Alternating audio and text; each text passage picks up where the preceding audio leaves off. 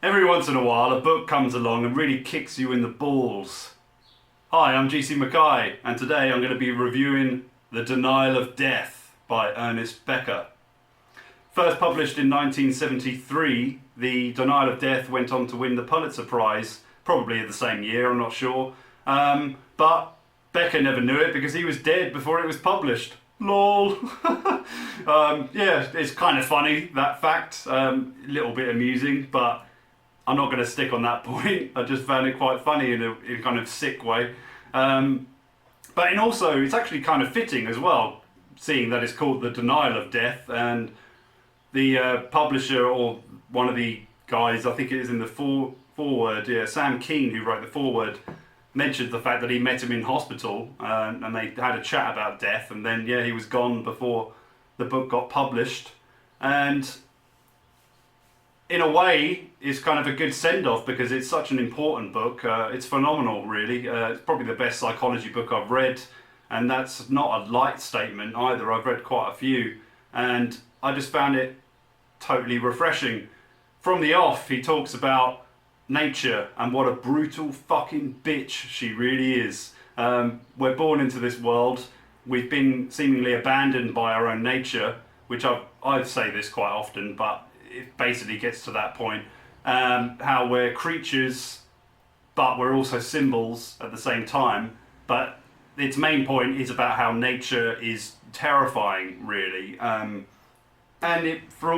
really it is. I often think this when I'm out in a kind of mountain range, when I'm living here, or even in any place, but especially for some reason, when you really look at nature, sometimes you think, are we made for this? Because it's like, it doesn't really look too prosperous, does it? Because there's so many like lands here, they call them kind of badlands, and it's just like, because you can do fucking nothing with it. You can't grow anything, it's just desert basically. It's all dry, there's no water. So it's like, if you were stuck here and you knew nothing, would you really think this world is actually made for you? I don't think you would, really, especially like if you look at how we've grown in history as well. We've basically just tried to manipulate every material source we've got our fucking filthy hands on in order to make our lives just that little bit easier, because the world is awful, really. And it talks about this in very blunt terms, and I really appreciate that from Becker, because it's quite unusual, and I found it kind of refreshing as well as rejuvenating almost, because it was just like, finally someone's just cutting through the crap and getting to this point.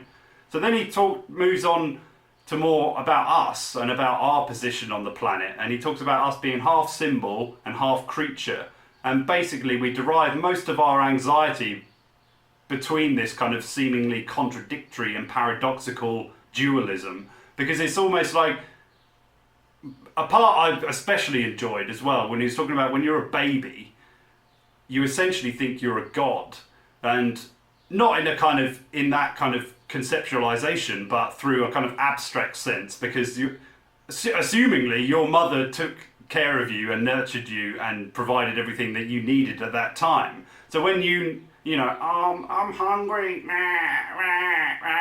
and in your dumbass mind, this figure comes along, feeds you, gives you everything you need, and you don't have to worry about anything. So in a sense, you probably do have this kind of, you can't think about it in an intellectual sense, but you can definitely get this idea that, I must be an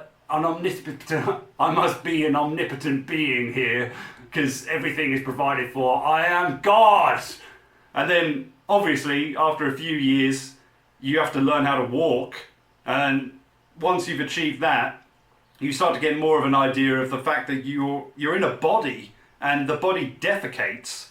So you're a god that shits, basically. And I'm not just being crude for crudeness sake. This is in the book. We are gods that defecate. And so then he talks about that, basically the creatureliness of being human is kind of what all of our horror and terror is derived from. And dealing with the fact that the genitals, although, they do come to represent pleasure in a lot of sense, they actually do represent decay and fucking waste and basically death. So it gets to that point quite quickly. And it's just the amount of ideas in this book is just fucking phenomenal. I read it quite slowly. I don't care about admitting that, because you have to conceptualize all this gold on basically every page, and then only then can you really move on to the next points to really take it all in and kind of arrange your thoughts. And I found it just a fascinating kind of exploration into the human condition, really, and really on point on pretty much 90% of everything it said. There's a few things I was a bit like, I don't know about that, but I'll get onto that a bit later. So then it moves on into what Becker describes as the vital lie that we all have. And that's basically the construction of our personalities in order to deal with a world that is completely out of our control. So the reason for our symbolism in a lot of thought is for the fact that we cannot control things, and the only way to really survive as a human being is to make up a bunch of shit in your own head and move within the kind of avenues that opens up. And although this is a very good survival mechanism, and we all do it, as he says, this vital lie that we need in order to actually function on this planet, it actually serves, as we reach our adulthood, to kind of be our own worst enemy, because you deny your own reality because of that, and the reality of the world, because you can't really see. And if you really look at most people, they don't think about shit like this, so it doesn't matter to them. They just go to work, breed, do the day-to-day, and because they have some, some faith in some kind of higher being or whatever, then that's enough, and they can kind of go along with the day-to-day. I've always suspected that this is always bullshit, because you look at Christians when someone's died and they're all crying and shit, and you kind of think, if you believe that they're going to fucking heaven, why are you crying? It doesn't make sense. It's like you've betrayed your own faith through the emotions that you project. I mean, you could argue, yeah, okay, it's just because they're gone and that brings up enough to be upset about and blah, blah, blah. But at the same time, if you really inherently believe that you were going to a better place, why aren't you fucking celebrating? Doesn't make any sense. But anyway, so we build these characters basically because it's all an act, which I really loved as well, because I've often thought that, and to see that kind of written in such a beautifully kind of detailed way was totally kind of like a breath of fresh air for me. So we've already built this kind of bullshit personality, and so really we're all lunatics. So and I've often said this, it's like when someone says like, oh, I need to be normal, or I want to be more normal, I'm always confused by that point, because it's like, who the fuck is normal? Like, what is normal? I mean, just what society expects you to be? It doesn't really make any sense, because we all adopt these kind of ideas and abstract imaginations to try and convince ourselves of some kind of truth. But really, nothing is true, and everything we kind of believe is basically was already kind of determined before we were even born anyway, despite the fact that, everything you kind of inherently believe, through determinism, it was already kind of constructed, and your environment and your parents and the people you met all kind of shaped your own kind of unique personality. But at the same time, how much control of it did you really have, if you're going to be honest? None. So you don't get to choose when you're thrown into existence. And I found this just to be arguably the most fascinating aspect of it, and something that really got me thinking a lot, and just something that I hadn't really thought about for a while, and it was in a different light as well. So that's kind of the main strength of this book, I think, is it really kind of opens up your perspective and makes you look at things in a different light. And I think that should be the aspiration for any work, especially for art, but for any kind of creative endeavour. That should be your aim, is to try and make people just see the world in a different light. And it's fucking hard to do, but this book achieves it. So that's why I think Becker could tap out of this existence afterwards, because he achieved what we all want to do. So that's where it moves on to afterwards as well. There's other points I could mention, but as I said, it's too complex to really get down in one single review. And I'm sure there's stuff that I missed that I look forward to reading about afterwards.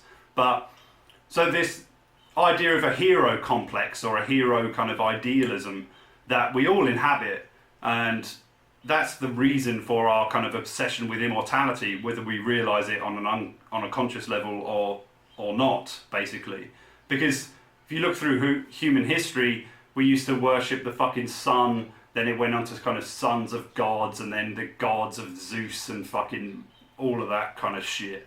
But that hasn't gone anywhere. It's in fact, it's probably even more relevant today. We've just substituted, Zeus for Batman, for instance. So there's a reason we kind of look at these kind of symbols and stuff like that, because really it's within our own kind of innate nature to want to live forever, essentially. But because we know we're going to die, we need to achieve this through our own work or through our own ideologies, I suppose. And most people do it through breeding, so which is understandable. I still think it's the lazy way to do it, but you achieve your own immortality by passing on your genes, and therefore you're part of the cosmos because you're continuing the kind of existence and all that kind of shit.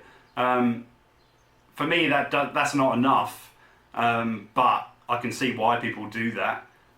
Another one would be you give yourself over to a higher power, i.e. a religion, or perhaps patriotism or nationalism in some examples of history, or even now really that's back in the fashion. But at the same time, there's no getting rid of it. So yeah, we could look at history and say, oh yeah, that's because they had nothing else that they could believe in. But science can't answer for the way we think religiously. I reluctantly use that word because of my own kind of associations with it. But we do think religiously, whether we kind of like it or not. And that seems to be an inherent part of our nature through this kind of symbol that we inhabit. So the reason for these kind of heroism projects is to deny death, essentially, but by trying to transcend it through our own work. He talks about Kierkegaard as being the kind of first psychoanalyst, and quite a Freudian thinker, despite obviously being quite a bit before Freud's time. I always kind of steered away from Kierkegaard, thinking that why would I want to listen to that Christian fucking devout moron? But he obviously wasn't a moron. He was a very intellectual man, and I think I've dismissed him on that basis probably a bit too quickly, because the ideas within his work sound quite fascinating, and they're detailed in The Denial of Death quite a bit. And yeah, I think I will end up checking it out at some point.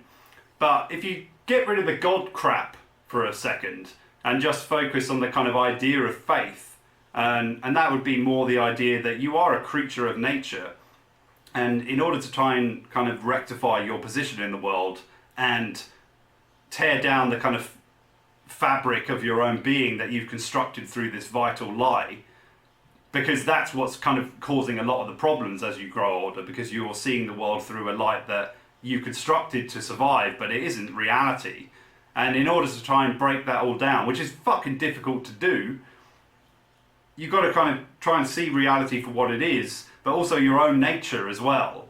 And Kierkegaard concluded that you can't really do that without some kind of faith in nature, essentially, or in the God of creation, or whatever. I'd probably call it the life force, I suppose. And regardless of whether you think faith is the right word, it is difficult to kind of contradict. That's where I kind of run out of ideas, is because I can't really see where Kierkegaard is wrong. He calls it the kind of the knight of faith, which is like the guard, on a chess piece or whatever. And to become that person is very difficult without having some kind of belief that there is some kind of cosmic reasoning for all of this crap. And I can't really argue with that in a sense. I want to, but it's very difficult. I think you have to kind of, like a lot of psychologists would say, you have to have your own kind of meaning, essentially. You have to kind of construct your own. But whether you can do that without this kind of idea of a kind of being your own hero, which is what Kierkegaard is kind of saying, and what Becker kind of concludes the book with, is to try and become your own hero is essentially the healthiest way of doing things, and the thing that you should really strive to do. It's not easy. He goes on to talk about artists, actually, which I really appreciated, because, I am an artist overall. I don't like saying it because I feel like a wanker, but, it's like, I'm an artist. It just doesn't really sit well with me, but I can't deny it. That's what I've fucking chosen to do. Although it doesn't really feel like much of a choice, if I'm honest, but there you go. And he talks about that being really difficult because you can't... Because it opens you up to so much vulnerability, and it does talk about it being like you are kind of on that thin line of madness and genius all the time, because it's like... Essentially it is bonkers to try and create your own ideologies and belief systems or whatever, because that's kind of what these creations are. It's kind of this kind of... And also the attempt of immortality as well, because it's like trying to seal your own kind of place in the cosmos through your work. But because you have to put it out into this world for it to be rejected potentially, or just misunderstood or misinterpreted, puts you into a very kind of vulnerable position. And I really appreciated those chapters, and I was surprised they were included in it. I suppose there's a few things I didn't like about it, but mostly because it seemed dated. I think that was more to do, because he talks about perversions and how that's usually because the hero system that the person has developed over the years is flawed, and so it's because it's not working, these things kind of are conjured out of it. But he puts homosexuality under this umbrella of perversion, and I thought that was just an indication of it being a bit dated, really, because since that time we have realised that, oh wait a minute, it's just part of someone's fucking nature. It's not really a choice now, is it? So, having homosexuality under the same umbrella as like perversions and people who like to be defecated on and stuff like that was a bit of a stretch, I thought, and a bit insulting, really, to a whole group of people. But I can forgive it for the sense that at that time, okay, it was looked at in a kind of different light, I suppose, and a very bad one at that. And the reason I mentioned the defecation part is because Hitler gets a bit of a mention in a very funny way, but Becker talked about it like it was fact, that Hitler enjoyed young women shitting on his face. And I thought that was a bit like, I've never heard that before. And I found it a little bit like, oh, I'm just gonna throw this Hitler thing in there because everyone hates Hitler, so everyone's just gonna agree with this. Yeah, Hitler liked being shat on by young women, by the way. This is part of his fucking perversions. I just found it funny more than anything. I didn't really think it rung particularly true, but who knows? That's just one of those things. It's like, I think Hitler gets thrown into stuff that's a bit like, it's almost like nowadays it's like clickbait kind of stuff. It just felt a bit thrown in and a bit unnecessary, really. But those are my minor kind of complaints about it. Overall, it's an incredible book. And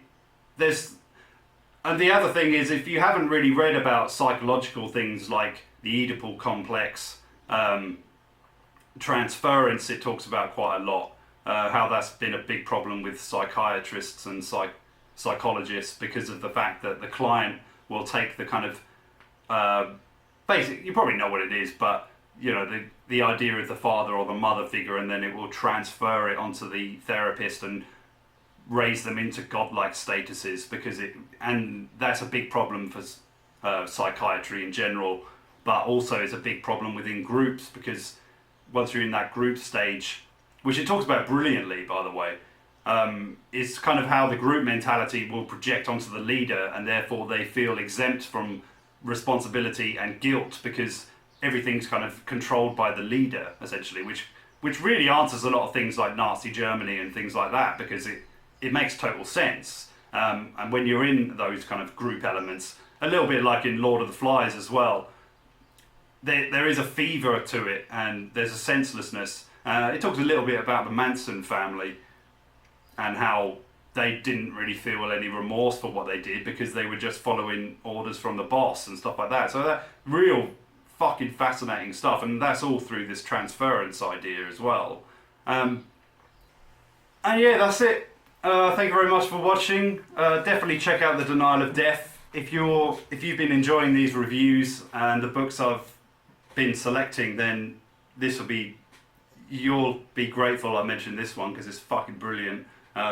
It's a work that you can't really encapsulate inside any review, to be honest, because it goes beyond too many subjects, and the sheer kind of intellectualism within it is just like awe-inspiring, really. I thoroughly recommend it. I've got merch now, if you're interested. I thought I'd jump on that bandwagon, as basically everyone is nowadays.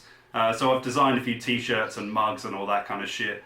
I've put text from both my books on them, and I think they look pretty smart. So yeah, if you're interested, it would definitely support the channel and it would really help me out, because things are looking a bit grim on the old financial side, if you know what I mean, but I'll keep that hush. I will be opening a Patreon page at some point, so I'm just mentioning this now in case, I reach a certain amount of subs and then you're all like, oh, now he's fucking trying to score money and all that. Yeah, but this is the original intention of it anyway. We live in a capitalist system. I can't do anything about that, and I need to eat, so there you go.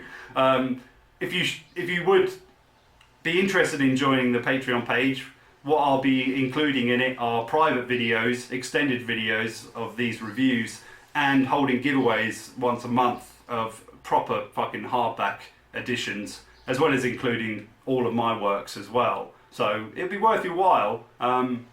That's definitely something I would make sure of, because yeah, I naturally feel slightly guilty about even asking, but then Michelangelo he had a Patreon, so that's the whole thing. If you look in history, people had these things, so I don't know why I feel guilty for asking, because that's the reality of being a fucking artist, to be honest. So that's what I've got to do. If you're not interested, no worries. I'm going to be making these videos anyway, so you're not going to be missing too much. You'll be missing shitloads. You don't want to be not part of this, But yeah, if you're actually an artist or a writer or whatever, get in touch as well.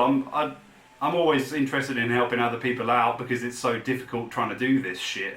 So yeah, if you need a bit of promotion, or if you want me to just read your stuff, I'd be happy to do it. Head over to gcmckay.com. Subscribe there as well, so you can read the newsletters and stuff, because then you'll get kind of more in-depth insights, and yeah, we'll take it from there. Thank you very much for watching. I'll see you next week. Take it easy. Buy some merch. Yeah, seriously. You'll look so sexy that women especially will not be able to resist you. So come on. What buttons should I tick? I'll see you next week. Bye.